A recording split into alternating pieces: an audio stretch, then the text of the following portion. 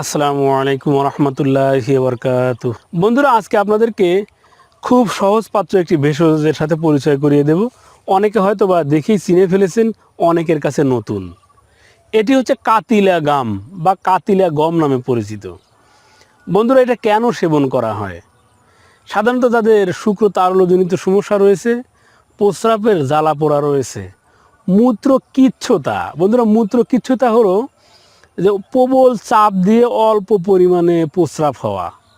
বন্ধুরা, এই তিনটি রোগের জন্য এই কাতিলা গম একটি মহা ঔষধ হিসেবে পরিচিত।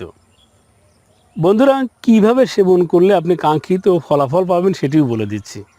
বন্ধুরা, যে কাতিলা গম আমার হাতে দেখতে পাচ্ছেন, চা চামচের 1 থেকে 2 চা চামচ পরিমাণ কাতিলা গম 1 কাপ পানির সাথে রাত্রিতে ভিজিয়ে রেখে সকালে খালি পেটে অথবা ভরা পেটে পানিটা পান করবেন।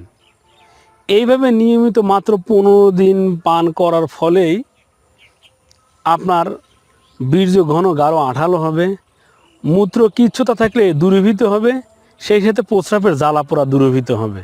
বন্ধুরা, ঔষধ নয়, প্রকৃতির দিকে ফিরে আসুন,